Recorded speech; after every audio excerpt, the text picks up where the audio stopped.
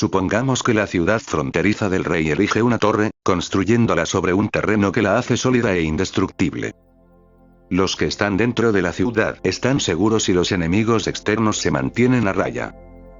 De este modo, el noble discípulo alcanza una fe resuelta que está profundamente apegada al Tathagata.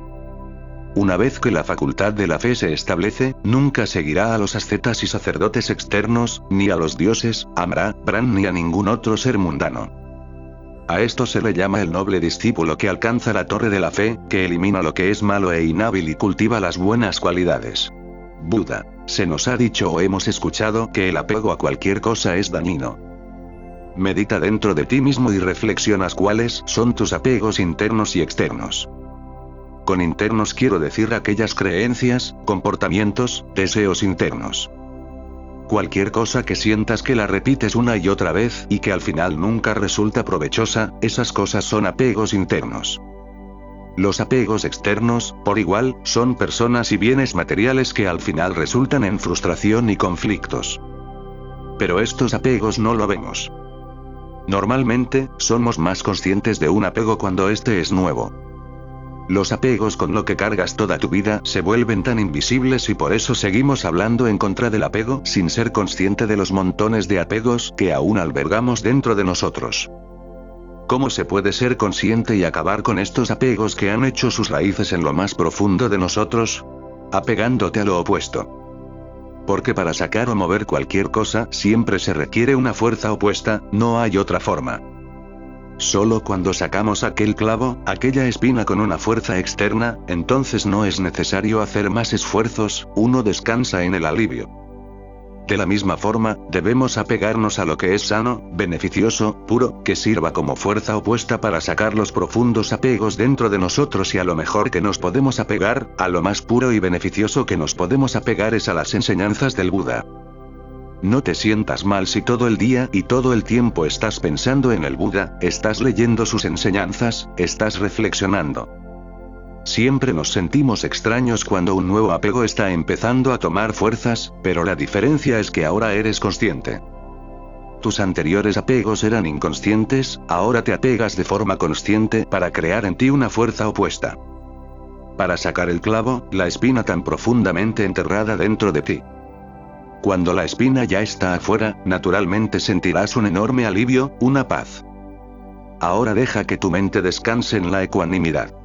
Entonces el Buda dice, una vez que la facultad de la fe se establece, nunca seguirá a los ascetas y sacerdotes externos, ni a los dioses, Amra, Brahma ni a ningún otro ser mundano. Desterrado los apegos internos, entonces los externos tampoco te van a atraer. Uno de esos apegos externos son las personas que idolatramos, como gurúes, dioses, seres que te prometen alguna recompensa, algún paraíso, alguna bienaventuranza espiritual, algún mundo lleno de pura felicidad o profunda paz. A algún conocimiento prohibido, poderes psíquicos. Etcétera. Etcétera. Todos esos deseos se han ido. Uno se enfoca única y exclusivamente en alcanzar la extinción de todo sufrimiento, la liberación suprema. Y esto no es algún tipo de felicidad, placer, poder, conocimiento oculto, vida eterna. No es nada de esto. Es simplemente la desaparición de cualquier tipo de deseos y cuando no hay deseos. ¿Cómo te pueden atraer esas cosas? El Buda continúa. Supongamos que la ciudad del rey cava un foso, haciéndolo bastante profundo y ancho, y se mantiene de manera confiable. Aquellos dentro de la ciudad están seguros y los enemigos externos se mantienen a raya. Así, el discípulo noble siempre se comporta concienzudamente. Al ser concienzudo, conoce la vergüenza de las malas cualidades, las impurezas y las aflicciones, que traen malas consecuencias y crean la base del nacimiento y la muerte. Esto se llama el discípulo noble, que alcanza el foso de la conciencia, que elimina lo que es malo e inhábil y cultiva las buenas cualidades. Cavar un foso profundo significa la autorreflexión constante sobre ti mismo. Conócete tanto como puedas. Si por un momento te vieras a ti mismo como una persona exterior como cualquier otra, entonces de la misma forma en que miras los defectos de otras personas exteriores a ti, verás también los tuyos. Pero estamos tan cerca de la periferia que no es posible la autoobservación. Por eso, uno cava un foso profundo. El Buda lo llama el foso de la consciencia. Entonces conocerás la vergüenza de las malas cualidades. ¿No te has sentido avergonzado contigo mismo alguna vez? Sí, lo hacemos cuando echamos un ojo a nuestro pasado. Sentimos vergüenza y nos decimos, ¿en serio yo actué así? Eso es lo que significa comportarse concienzudamente. Constantemente observa el comportamiento del Buda y compáralo con los tuyos. Te sentirás avergonzado. Es posible que no, porque nos decimos, yo no soy Buda, yo no tengo por qué ser como él. Pero el Buda está dentro de cada uno de nosotros, recuérdalo constantemente. Todos dentro de nosotros tenemos la capacidad de ser Buda, pero ese Buda se encuentra en lo más profundo del foso de tu consciencia. Y ese Buda podrá salir a la luz solo cuando limpies todas las impurezas y aflicciones. Impurezas quiere decir los apegos, y las aflicciones son resultados de estos. El Buda dice, supongamos que la ciudad fronteriza del rey hace un camino alrededor de ella que está despejado, nivelado y ancho. Aquellos dentro de la ciudad están seguros, y los enemigos externos se mantienen a raya. Así, el discípulo noble siempre se comporta con modestia. Al ser modesto, conoce la vergüenza de las malas cualidades, las impurezas y las aflicciones, que traen malas consecuencias y crean la base del nacimiento y la muerte. Esto se llama el discípulo noble, que alcanza el camino nivelado de la modestia, que elimina lo que es malo e inhábil y cultiva las buenas cualidades. Un general chino, Zhuge Liang, contaba con apenas 100 soldados para defender su pueblo contra una trompa de 150.000 soldados. Cuando el ejército enemigo llegó, él ordenó a sus soldados que se escondieran y que guardaran la calma. Luego ordenó que se abrieran las puertas de las murallas. Había un profundo silencio y lo único que hizo Zhuge Liang fue empezar a tocar su instrumento en la puerta de la ciudad. Esto desconcertó al ejército enemigo, quien, sabiendo la enorme reputación de Zhuge Liang, pensó que esto debió tratarse de una trampa, por lo que simplemente ordenó la retirada. Lao Tse dice, para gobernar al pueblo en armonía con el universo, lo mejor es la moderación. La moderación implica renunciar a intereses personales. Quien consigue pronto la moderación, acumula mucha virtud. Con la virtud acumulada, vencerá en todo. Modestia significa equilibrio, armonía en todo lo que haces.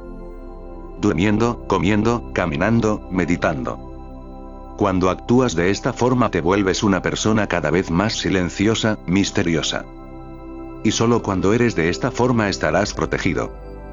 Mientras más te vayas a la superficie, más expuesto estás a las calamidades. Por lo tanto, hay dos tipos de modestia. Contigo mismo y con el exterior. La modestia interna significa detener la búsqueda de lo no esencial. Medita dentro de ti mismo y date cuenta de todo aquello que persigues, todo aquello a lo que te apegas, todo aquello a lo que anhelas.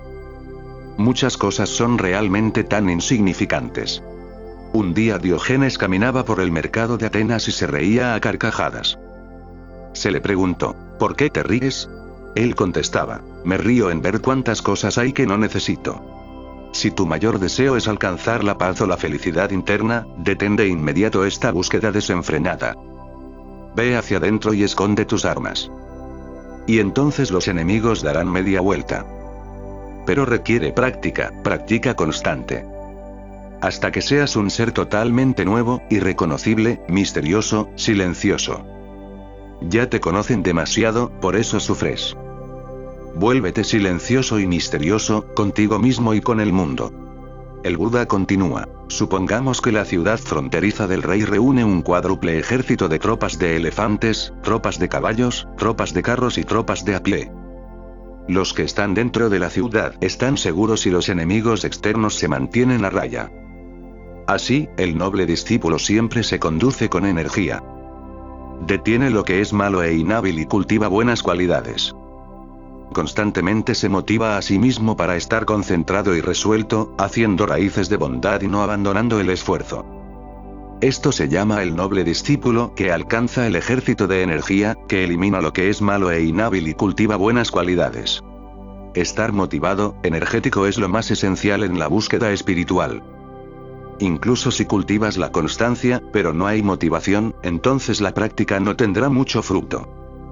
¿Cómo hago? Primero, no dejes que tus energías se desperdicien. Cualquier cosa que estés haciendo, recuérdate a ti mismo. ¿Realmente esto es beneficioso? ¿Esto conduce a la virtud? ¿Esto conduce al crecimiento interior? Entonces simplemente estate en silencio y en paz. Tener energía no significa estar siempre haciendo algo, no es así. Porque el cuerpo, la mente, precisamente, no puede parar de hacer, es un constante flujo. Solo en la muerte la acción se detiene, pero mientras tanto el cuerpo, la energía, siempre se está moviendo, pero depende de ti hacia dónde la dirijas. La energía también se puede mover en el silencio. Normalmente, creemos que la energía solo se mueve hacia las cosas externas, pero también se mueve hacia adentro y, cuando se mueve hacia adentro, nunca se desperdicia, se acumula. Por eso, cuando simplemente estás sentado observando un lindo atardecer, una linda mañana o algo sencillo, la energía empieza a concentrarse y entonces, poco a poco, empieza a cambiar de flujo hacia adentro. Por eso empezamos a sentir sueño. Pero si mantienes tu mente atenta y lúcida, sin dejarte llevar por la ensoñación, que también es un gasto sutil de energía, entonces una extraña motivación te envolverá. De la nada te sientes motivado. Eso significa que la energía se ha acumulado. Es posible que hayas experimentado esto muchas veces.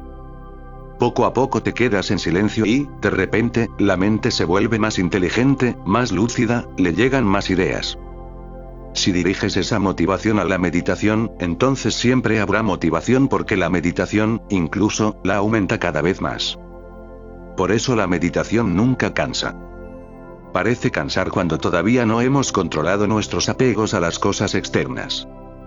Cuando la motivación se va a cosas externas. El Buda dice, haciendo raíces de bondad y no abandonando el esfuerzo. Hacer raíces de bondad significa dirigir nuestra motivación al beneficio de los demás seres. Es posible que nos sea difícil dirigir nuestra motivación a la meditación porque la meditación no es una cosa. Nos cuesta mucho descubrir qué es meditación realmente, pero no nos cuesta nada saber qué es la bondad. El amor hacia todos los seres. Eso lo conocemos muy bien. Por lo tanto, si no puedes dirigir tu motivación a la meditación, dirígela hacia la bondad, el amor. ¿Cómo puedo ayudar a los demás seres? Entonces esta bondad, poco a poco, se convierte en meditación, porque no hay mejor cosa que puedas hacer por los seres y, por supuesto, por ti mismo, que meditar. ¿Cómo es posible que simplemente meditando se alcance algo? Es como preguntar, ¿cómo es posible que un enorme árbol nazca de una semilla? La meditación es una diminuta semilla, tan tierna, tan pequeña. Jesús dice, el reino de Dios es como una semilla de mostaza. No podemos concebir que de una diminuta semilla nazca un árbol tan grande. Pero Buda fue una semilla, un ser como tú y yo, diminuto, con defectos, limitado, impotente. Sin embargo, logró ser un árbol, es decir, se volvió omnisciente, omnipotente, omnipresente, ¿cómo? Simplemente meditando. Medita siempre en esto, ten fe en esto y, teniendo fe en esto, tendrás siempre energía, estarás motivado. Solo la motivación aporta energía pura.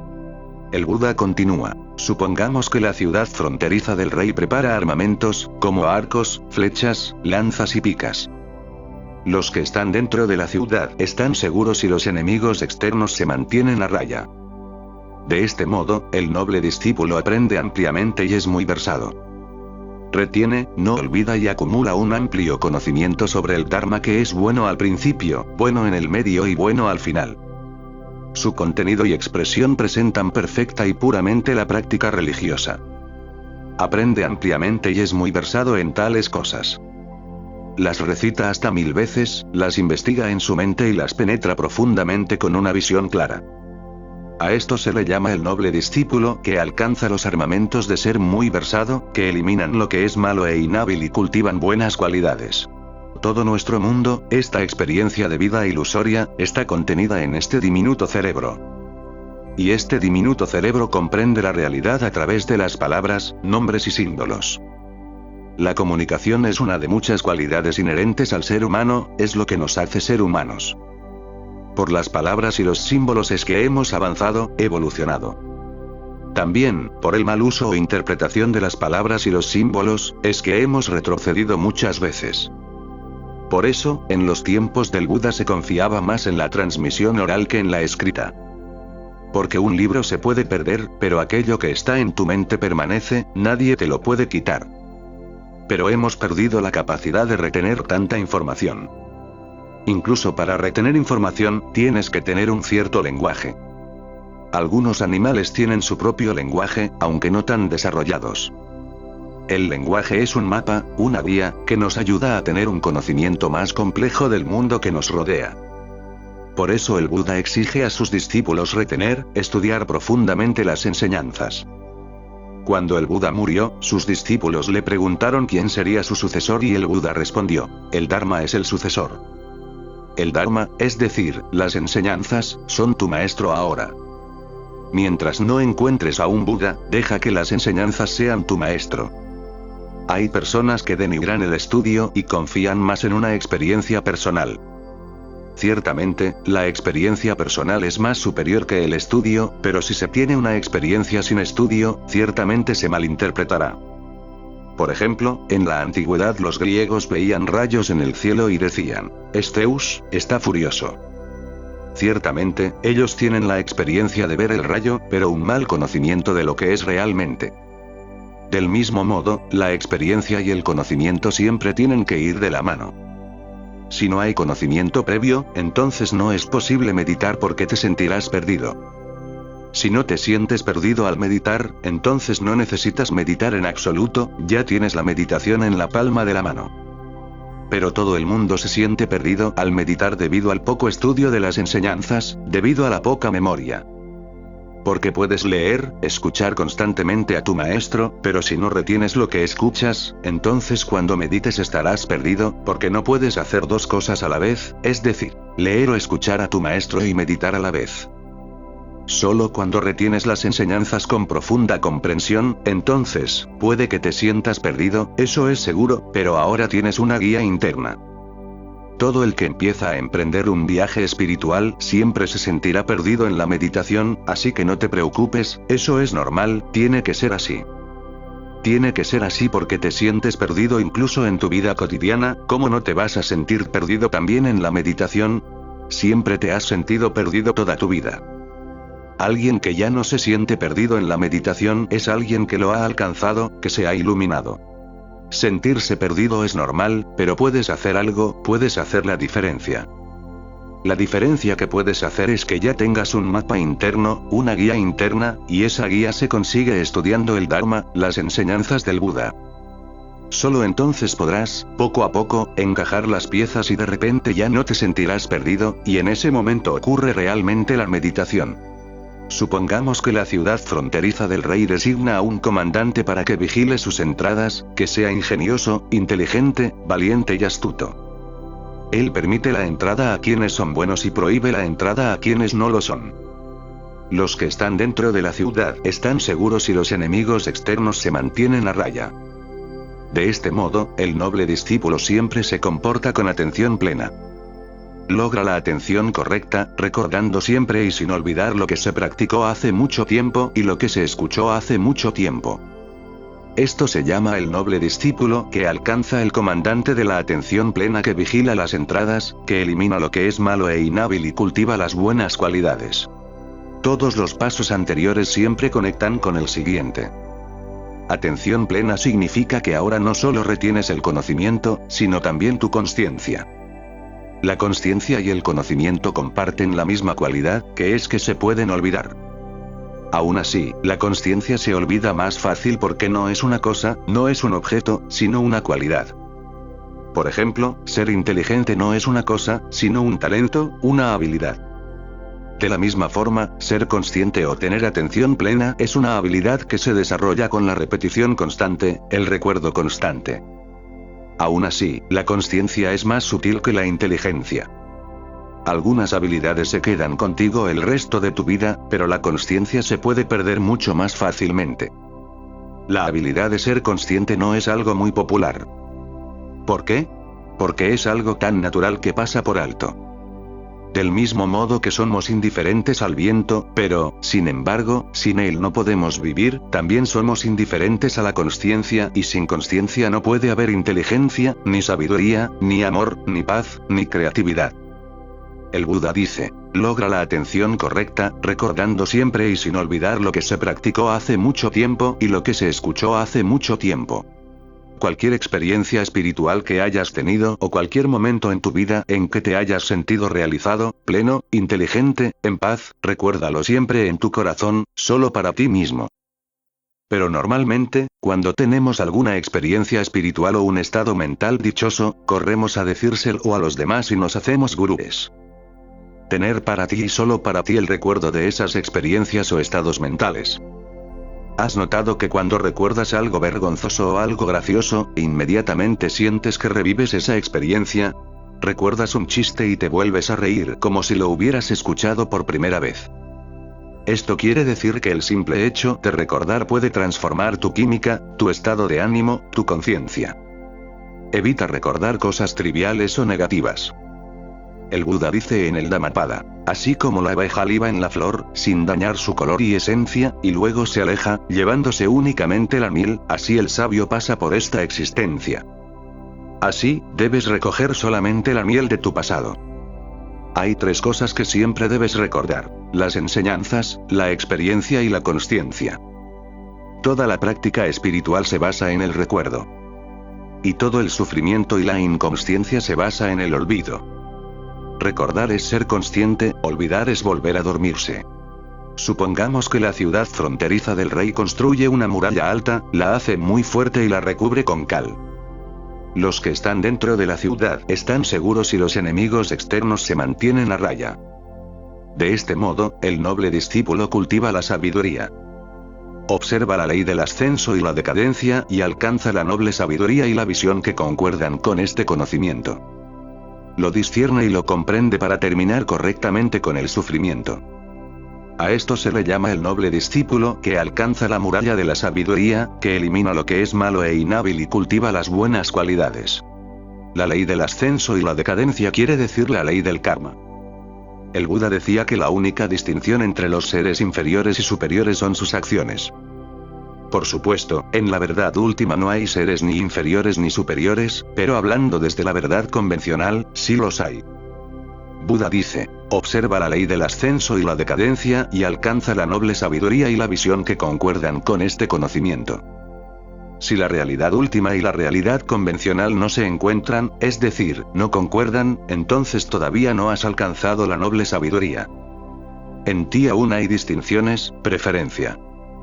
Algunos prefieren decir, no hay superior, ni inferior, ni cielo, ni infierno, mientras que otros prefieren lo contrario. Existen personas superiores e inferiores, existe el cielo y existe el infierno. Pero en Buda, tanto la realidad última de la no dualidad, como la verdad convencional de la dualidad, se hacen una. Existen seres superiores e inferiores debido a su karma, existe el cielo y existe el infierno, existe la virtud, la malevolencia. Pero al mismo tiempo, existe una verdad más allá, que escapa de toda dualidad, de todo razonamiento, de toda acción, de todo pensamiento, que no es lo opuesto a la verdad convencional expuesta, sino que se complementan mutuamente. En este mundo de dualidad, del samsara, la puerta es lo mismo que la salida y para salir debes caminar justo por donde entraste. Esto quiere decir que en un mundo dual, la dualidad es tu mejor amiga para trascender hacia la no dualidad. Debes ser un perfecto dualista y la no dualidad ocurrirá por sí sola. Porque la no dualidad es un resultado, no una práctica. Si practicas la no dualidad estás moviéndote en círculos porque solo la dualidad se puede practicar. Por lo tanto, sé un perfecto dualista. El Buda dice, lo discierne y lo comprende para terminar correctamente con el sufrimiento. A esto se le llama el noble discípulo que alcanza la muralla de la sabiduría, que elimina lo que es malo e inhábil y cultiva las buenas cualidades. ¿Qué es lo inhábil, lo indeseable, lo dañino, lo venenoso? Conócelo y conócelo en profundidad y luego deshazte de esas acciones. Luego cultiva las buenas cualidades, la generosidad, el amor, la sabiduría, la alegría, la ecuanimidad. Poco a poco, crecerás y te convertirás en un ser cada vez más superior a medida que aumente tu sabiduría de la realidad. Cuando seas perfecto en la virtud, entonces la virtud misma se vuelve innecesaria porque formará parte de tu propia naturaleza, tal como si respirarás. Y entonces alcanzarás la paz y, con la paz, la sabiduría, el conocimiento de la realidad. Porque a menos que tu mente esté en paz tanto contigo mismo como con el mundo que te rodea, tu mente no se puede volver hacia el interior, tu mente no se puede volver más inteligente. Por eso la inteligencia crece más en las sociedades pacíficas que en sociedades en guerra. La tecnología ha aumentado tanto estos últimos años porque hay menos guerras. Las naciones tienen miedo de la Tercera Guerra Mundial. Con tantas armas nucleares creadas, ¿quién se atrevería a desatar una tercera guerra mundial? Hoy en día la humanidad está más pacífica que nunca comparada en tiempos donde no existían armas tan poderosas. Por esto es que la humanidad ha avanzado mucho, por lo menos en la tecnología. A medida que la sociedad se vuelva cada vez más pacífica, más aumentará la inteligencia del hombre. Supongamos que la ciudad fronteriza del rey proporciona una reserva de agua, heno y leña. Quienes están dentro de la ciudad están seguros si los enemigos externos se mantienen a raya. De ese modo, el noble discípulo se deshace del deseo y de las cosas malas e inhábiles. Con la percepción y la contemplación, esta reclusión produce alegría y felicidad, y adquiere la realización del primer dina. Vive feliz sin necesidad. Seguro y feliz, logra el nirvana de manera natural. Los siguientes estados solo se experimentan en la meditación, mientras que los anteriores son prácticas de la vida cotidiana. Buda llama el primer dina cuando desaparece todo deseo a las cosas externas y uno simplemente descansa en el interior. Meditando en la futilidad del deseo, en la molestia que es el deseo, en el sinsentido que es el deseo, uno simplemente descansa en el aquí y ahora. De repente vas a sentir una alegría inexplicable, única, especial. Creerás que es un satori, pero apenas es la primera experiencia de la meditación. Tienes que hacer esta experiencia parte de tu vida hasta que se asiente. Porque tener la experiencia pasajera es fácil, pero siempre llevarla contigo es lo difícil. Porque no podrás pasar al dina a menos que éste se haga tan natural como respirar. Recordando la experiencia, meditando en ella y haciéndola parte de tu vida, entonces serás como Diógenes. La simple luz del sol del amanecer se volverá un éxtasis, toda la existencia será un éxtasis, pero recuerda que esto no es la iluminación. Por más placentero y feliz que sea ese estado, no es la iluminación, pero se puede confundir por lo difícil que es mantenerlo. El Buda dice, supongamos que la ciudad fronteriza del rey cosecha mucho arroz y almacena cebada. Los que están dentro de la ciudad están seguros si los enemigos externos se mantienen a raya. De este modo, una vez que la percepción y la contemplación han cesado, el noble discípulo tiene una quietud interior y una mente unificada. Sin percepción ni contemplación, esta concentración produce alegría y felicidad, y logra la realización del segundo dina. Vive feliz sin necesidad. Seguro y feliz, logra el nirvana de forma natural. Como dije anteriormente, el segundo dina es el resultado cuando el primero se vuelve tan natural como respirar. Entonces el esfuerzo por mantenerlo cesa, y por eso el Buda dice que la percepción y la contemplación han cesado. Y entonces te invade una enorme paz. La mente se aquieta cada vez más. En este estado, las barreras del interior y exterior se desvanecen, es decir, la consciencia no está atrapada solamente en el cuerpo físico, sino que ahora es una con el todo. Por eso el Buda llama a este dina la consciencia infinita. Si esto ya te parece extraordinario, déjame decirte que apenas es el segundo escalón. Esta experiencia proporcionará una felicidad superior a la primera, pero no te apegues tampoco a esa felicidad ni consideres esta experiencia como la verdad absoluta. El Buda continúa, supongamos que la ciudad fronteriza del rey almacena frijoles de calabaza, frijoles verdes y lentejas. Los que están dentro de la ciudad están seguros si los enemigos externos se mantienen a raya. De este modo, el noble discípulo se va con alegría y deseo, y llega a la ecuanimidad y no persigue nada. Con la atención plena y el conocimiento correctos, experimenta personalmente la felicidad que la gente noble describe como la noble ecuanimidad, la atención plena, la permanencia feliz y la vacuidad, y alcanza la realización del tercer dina. Vive feliz sin necesidad. Seguro y feliz, logra el nirvana de forma natural. El tercer dina ya no se persigue nada. Esto quiere decir que se alcanza la vacuidad, y con la vacuidad desaparece la consciencia. ¿Por qué? Porque una vez que eres el todo, entonces no es posible la consciencia. Solo eres consciente cuando algo es exterior a ti, pero cuando lo eres todo, entonces, ¿de qué serás consciente? Entonces, en este dina desaparece finalmente la consciencia. Vacío por todos lados. Este dina se llama la dimensión de la nada. Dice el Buda, supongamos que la ciudad fronteriza del rey almacena mantequilla, aceite, miel, caña de azúcar, jarabe, pescado, sal y carne seca, todo lo cual es abundante. Quienes están dentro de la ciudad están seguros y los enemigos externos se mantienen a raya. De ese modo, el placer del noble discípulo cesa y su dolor cesa. Habiendo cesado la base de la alegría y la tristeza, él no se siente ni incómodo ni deleitado. Ecuanimidad, atención plena y pureza, logra la realización del cuarto dina. Vive feliz sin necesidad. Seguro y feliz, logra el nirvana de manera natural. Ahora, el último estado meditativo es algo así como lo que se conoce en la física cuántica como superposición cuántica. Eres consciente y a la vez no lo eres. Es decir, no hay consciencia, pero al mismo tiempo eres consciente de esta ausencia de consciencia. Entonces, eres y no eres consciente a la vez. Se dice que esta es la experiencia más alta de la meditación. Más allá de esto, el Buda no dice nada más y yo tampoco puedo decir nada más. ¿Existirá un estado superior a este? El Buda dice que sí, pero simplemente no se puede expresar. Solo se puede experimentar, pero no se puede decir nada.